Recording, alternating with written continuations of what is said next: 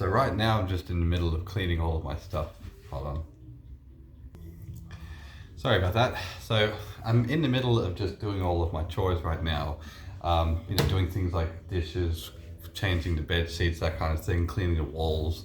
Um, this is the actual color, but that's not the scope of this video. The scope of this video, I wanted to talk about something that just destroyed my reality.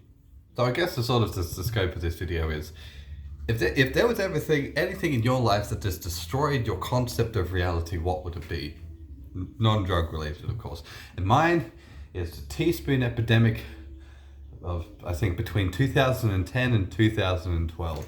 There's this weird, maybe between 2010 2015 maybe. It was like a 5-year period, right? A 5-year period in my life where teaspoons just did not exist in the country. I'm not even joking, my guy. So when I was first moving out of home, I decided that I was going to just buy as much as I possibly could from secondhand shops, right? Because when you buy things from secondhand shops, they're already made. They're very cheap. It's extremely economical, and you get a little bit of character out of something that was intended to be handed down to the next generation of people. Like the vast majority of stuff that you find in secondhand shops that isn't clothes are usually things from deceased estates.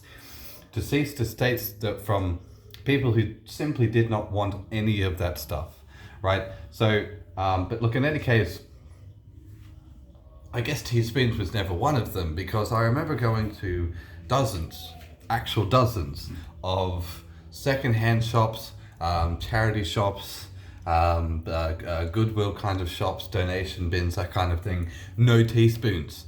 Okay, I'm not even like so.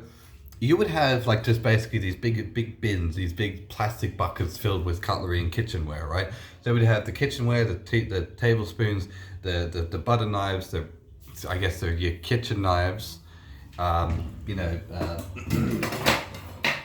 like that sort of kitchen knife.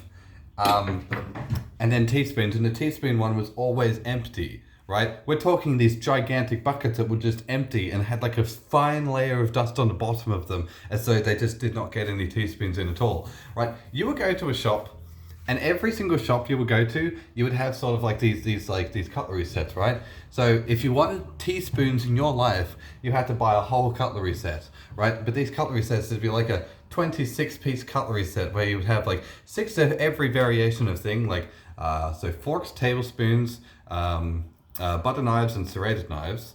So the difference between a butter knife and a serrated knife is just, if you took a butter knife and just cut little teeth on the side, it's basically a serrated knife. And 2 teaspoons. Every single one of them was just very short on teaspoons. You could buy small, like single packs of cutlery. So you're like, oh, I'm low on forks, I'll just grab some more forks. I'm low on tablespoons. You get the idea. Teaspoons just wasn't in any shop, right? I remember going to so many different shops. I went to shops like Big W, Target, Kmart.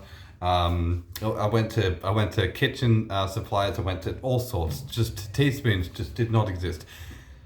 And the one that was the kicker was when I was at university.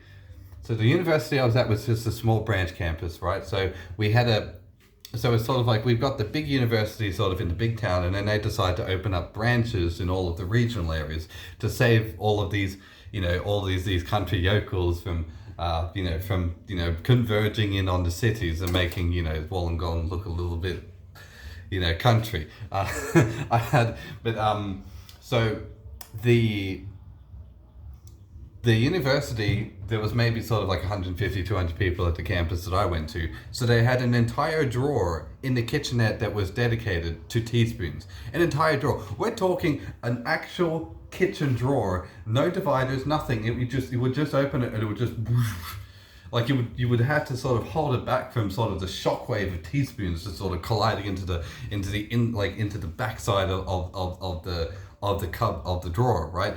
The amount of teaspoons in there was incredible. We're talking like 150, 200 teaspoons, maybe more, and they went overnight, over a single. That drawer was filled with teaspoons one afternoon, and the next morning I walk in there to make my cup of coffee and they're gone.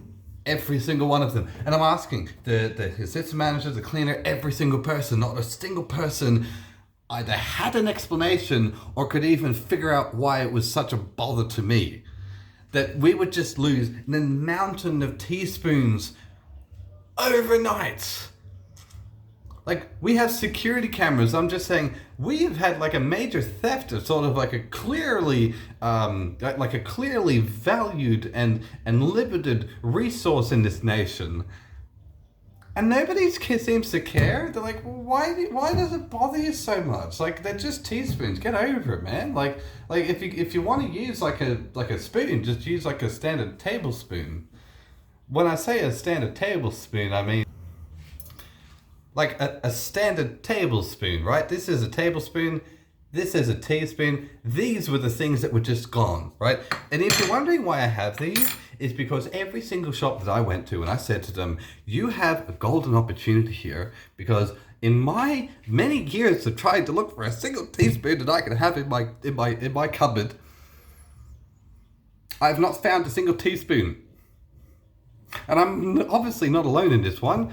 I mean, clearly, if there are so few teaspoons in the world, then people either buying them because they must be so highly sought after, or there's just an empty market here that nobody seems to be taking advantage of. I'm like, I don't have the resources to start my own teaspoon distribution company, so please, if you must, start selling teaspoons. And sure enough, they started doing that. And so nowadays, of course, in my local area, you can buy teaspoons.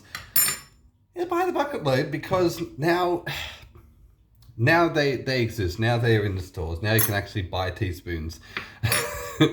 And baffles me how nobody even cottoned on to this idea. But like I said, every single person I spoke to about this, every single one would always tell me the same thing, like that I'm crazy for pointing out that there are no teaspoons in the world. And then I found two theories, right?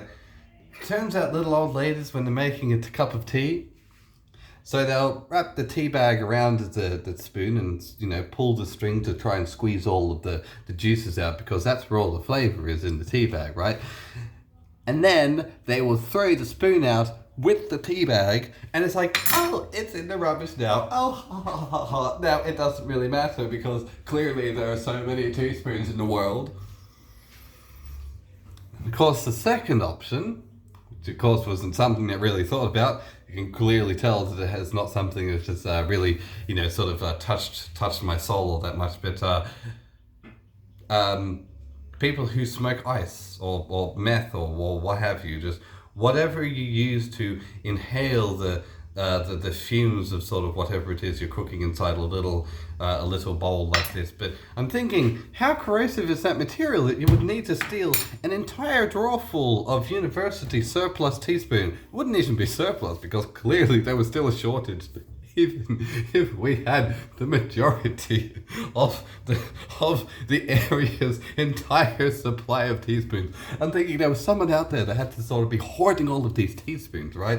There had to be someone either hoarding all of these teaspoons, like this guy just wants to build his whole house with teaspoons. It's like he's like one of those people who wants to end up on reality shows for 30 seconds. Like, yeah, I decided I'm going to build my whole house out of teaspoons, and that's what I did. And, you know, it looks a little bit good. And I've had a lot of letters from the neighbours and the council, because they're telling me it's very reflective. But, you know, I'll put a lot of hard work into my teaspoon house. And, you know, next time I think I'm going to be working on a tablespoon driveway. Like, that's probably what it is. Like, it would just appear in the news one day. It'd be like this guy has used like 32 million teaspoons to sort of like to kit out his entire mansion of teaspoons.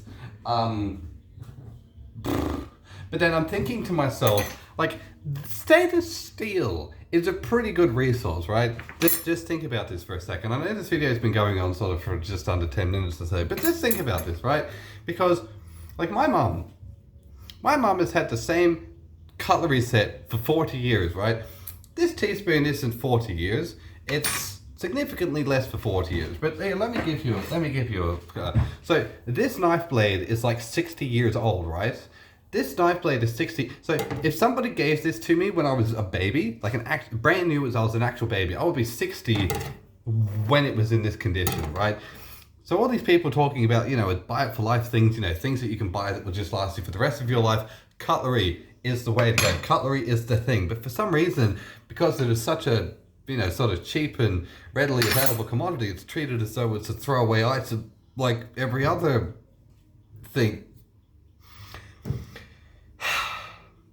So I guess the thing that I'm making this sort of video about is, this is something that just completely destroyed my sense of reality that didn't seem to be a concern for anyone else. And I still don't know why.